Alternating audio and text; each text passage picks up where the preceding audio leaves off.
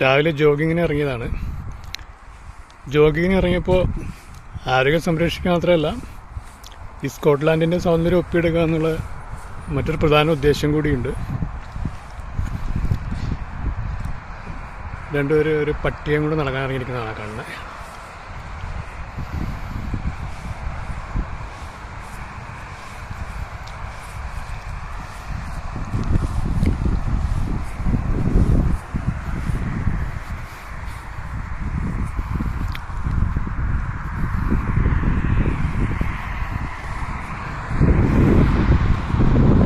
മുഴുവൻ റെസിഡൻഷ്യൽ ഏരിയയാണ്. ഇതെല്ലാം ഹൈലാൻഡ് കൗൺസിൽ എന്ന മുനിസിപ്പാലിറ്റിയുടെ കീഴിലുള്ള സ്ഥലങ്ങളാണ്. കാക്ക ഇവിടെ ഉണ്ടാവും.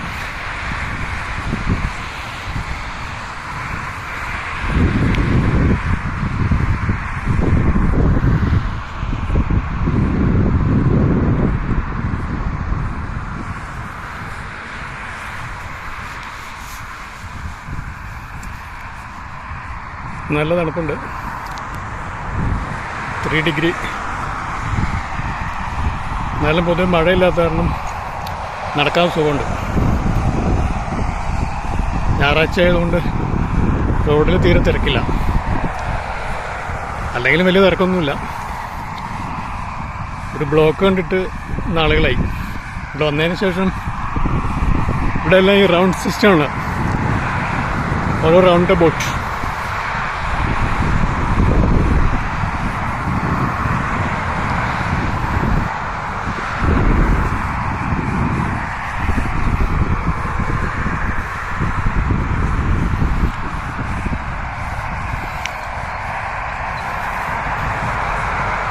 സ്വൈപ്പ് വിട്ടു പോകാനുള്ള ഓടി നോക്കട്ടെ.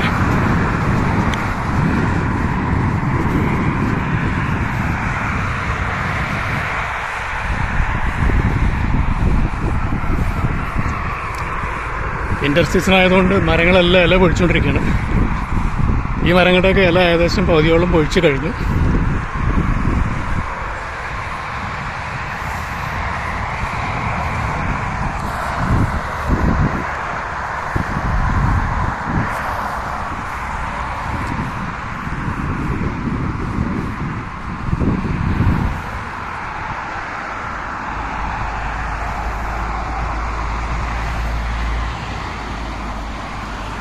ചെറിയൊരു ഓടാന്ന് വേണമെങ്കിൽ പറയാം. വെള്ളം നമുക്ക് കുടിക്കാൻ പറ്റും, അത്ര ക്ലിയറാണ്.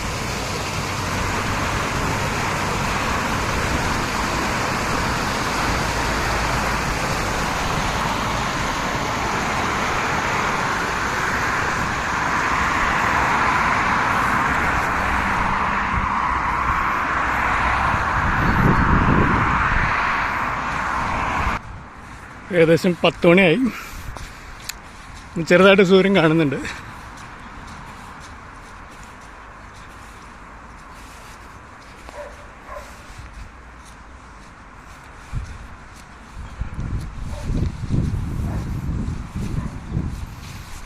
ഇതൊക്കെ പൂർണ്ണമായിട്ട് ഇല കൊഴിച്ചു കഴിഞ്ഞ മരങ്ങളാണ്. ഈ ഓടെ കൂടെയാണ് വെള്ളം വരുന്നത്. വളരെ പ്യൂർ വാട്ടറാണ്. ഇത് വീടുകൾക്കൊന്നും മതിലുകളില്ല.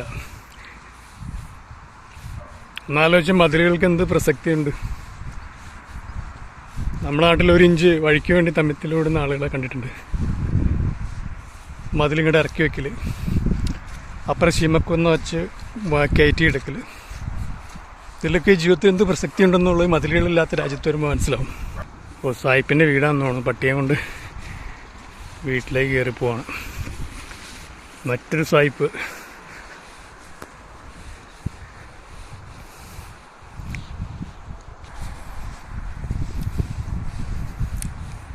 ചെറിയ നടപ്പാതയാണെങ്കിലും സൈക്കിളിന് പോകാനുള്ള ഒരു രീതിയിലാണ് ഈ പാതകളൊക്കെ നിർമ്മിച്ചിരിക്കുന്നത്.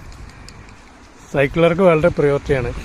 ഒരു സൈക്കിൾ റോഡിൽ കൂടെ പോവുകയാണെങ്കിൽ നമ്മൾ 1.5 മീറ്റർ അകലം ഇട്ട് മറ്റു വണ്ടികൾ അവൻ ഒതുക്കുന്നവരെ നമ്മൾ വെയിറ്റ് ചെയ്ത് പോകണം.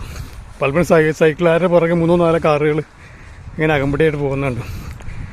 സൈക്കിളർ എപ്പോഴാണ് അവന് ഒതുക്കാൻ തോന്നുന്നത് ആ സമയത്ത് നമുക്ക് കയറി പോകാൻ പറ്റുള്ളൂ.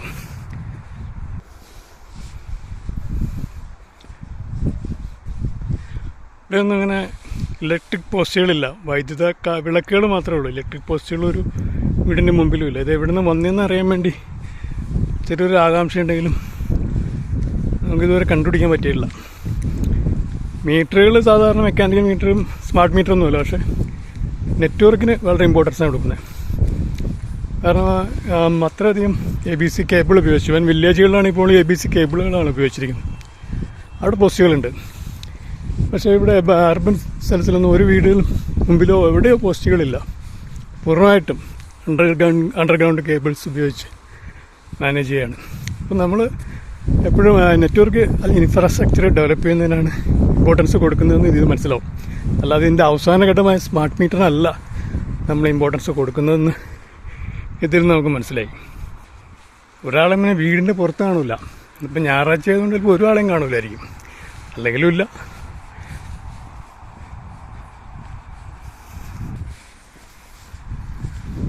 ചെറിയ ചെറിയ വണ്ടികളുള്ളൂ. അങ്ങനെ വണ്ടികൾക്കും വീടുകളെല്ലാം ഒരേപോലെ ഉള്ളതും. ഒരു ദരിദ്രനെയും ഒരു വലിയ പണക്കാരൻ കണ്ടെങ്കിൽ നമുക്ക് തിരിച്ചറിയാൻ പറ്റില്ല. അതിൻ്റെ വണ്ടി കണ്ടിട്ടോ അല്ലെങ്കിൽ അതിൻ്റെ വീട് കണ്ടിട്ടൊന്നും നമുക്ക് തിരിച്ചറിയാൻ കഴിയില്ല. ഈ സ്ട്രീറ്റിൽ തന്നെ പണക്കാരുണ്ടാവും, പാവപ്പെട്ടവരുണ്ടാവും. പക്ഷെ ഇതിലേതാണ് പണക്കാരെന്നൊന്നും നമുക്ക് തിരിച്ചറിയാൻ പറ്റില്ല.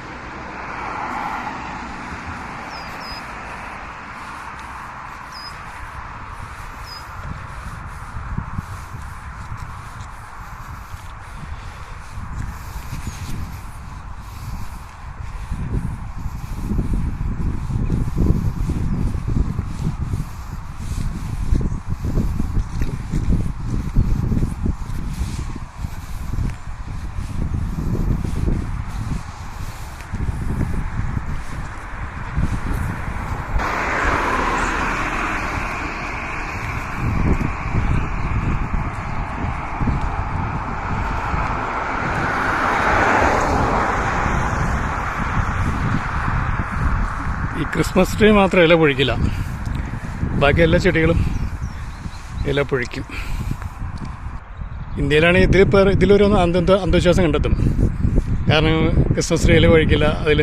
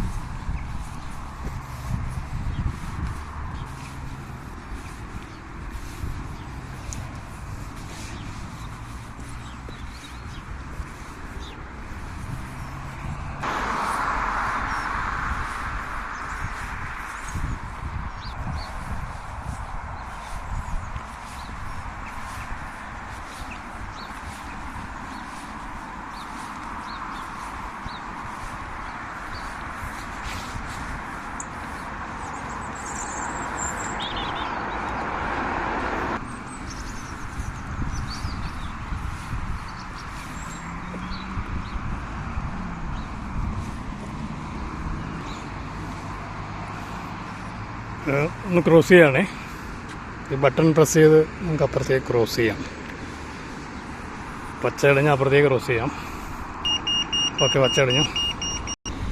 പച്ച അടിച്ചായിരുന്നു അതിലോട്ട് കയറി. ഞാൻ ക്രോസ് ചെയ്താലും അവർ പോകുന്നില്ല. ഓ, അതാണ് ഭയങ്കര ഓട്ടത്തിലാണ്. മറ്റൊരു അരുവിയാണ്. അരുവിയല്ല, നമുക്ക് കോടാന്ന് പറയാം. നമ്മുടെ നാട്ടിലാണെങ്കിൽ കോട. പക്ഷെ വെള്ളം നല്ല പ്യൂറാണ്.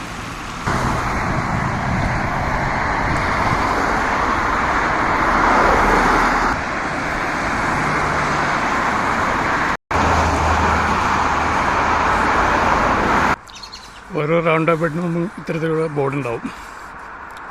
ഇപ്പോൾ ഒരു റൗണ്ട് അബൌട്ടാണ്.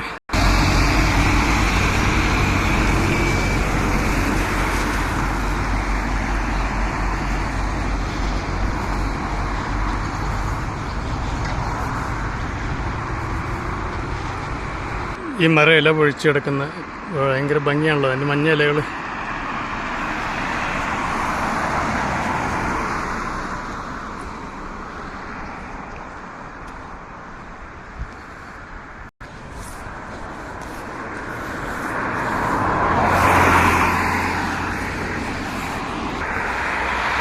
ഇത് മറ്റൊരു റെസിഡൻഷ്യൽ ഏരിയയാണ്.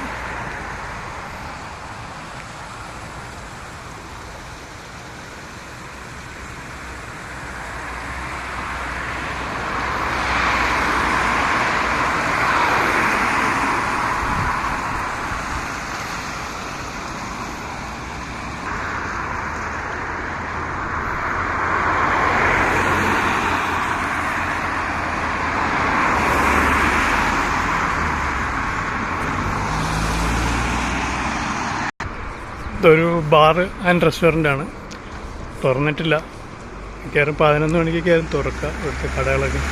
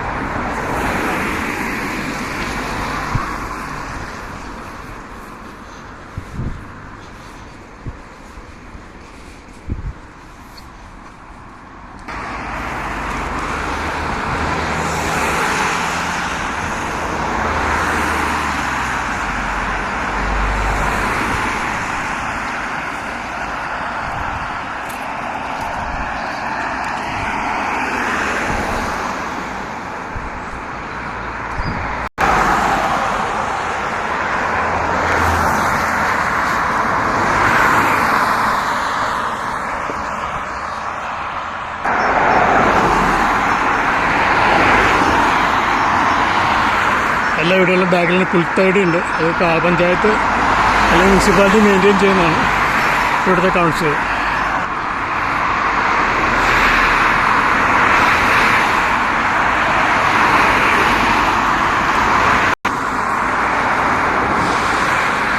പട്ടികളേറെ പ്രിയങ്കരമാണ് അവർക്ക്.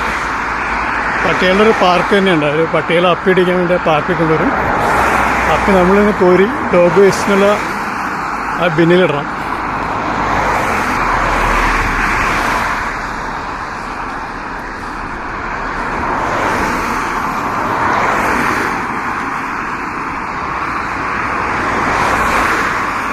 എല്ലായിടത്തും പിന്നെ ഡോഗിൻ്റെ ക്ലബ്ബുകളും അതുപോലെ ഒരു കമ്മ്യൂണിറ്റി തന്നെ പല സ്ഥലത്തും രൂപീകരിച്ചിട്ടുണ്ട്.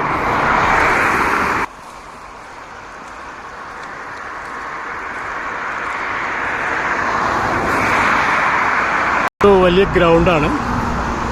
മിക്കവാറും എല്ലാ ഗ്രൂപ്പ് ഓഫ് വീടുകളോട് ചേർന്ന ഒരു വലിയ ഗ്രൗണ്ടും ഉണ്ടാവും. ഇവിടെ നമുക്ക് സൈക്ലിംഗ് നടത്താം. അതുപോലെ ഫുട്ബോൾ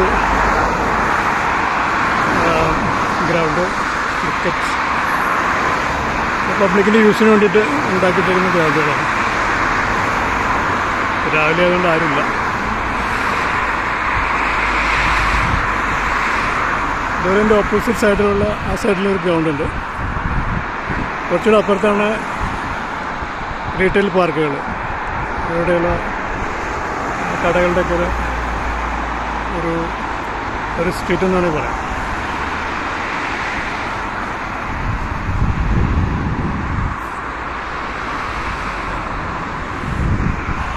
ഈ ഗ്രൗണ്ടിനോട് ചേർന്നുള്ള ഒരു ചെറിയ അരുവി.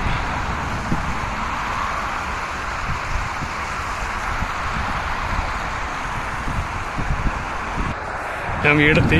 ഇന്നത്തെ പ്രഭാത സവാരി ഇവിടെ അവസാനിപ്പിക്കുകയാണ്. ഈ 15 മിനിറ്റ് വീഡിയോയിൽ ഇവിടെയുള്ള ലോക്കൽ പ്രകൃതി സൗന്ദര്യങ്ങൾ ഒപ്പിയെടുക്കാൻ ചെറുതായിട്ട് ശ്രമിച്ചിട്ടുണ്ട്. നിങ്ങൾക്കിഷ്ടമായി അല്ലെങ്കിൽ കമൻറ്റ് ചെയ്യുക. കമൻറ്റ് ചെയ്യാൻ എന്തിനാണെന്ന് വെച്ച് കഴിഞ്ഞാൽ മറ്റുള്ളവർക്ക് കാണാം. ഫേസ്ബുക്കിൻ്റെ അൽഗോരിതം അങ്ങനെയാണല്ലോ. ഏതായാലും thank you for watching this video. And this is Reji Mutthari from Scotland. Thank U.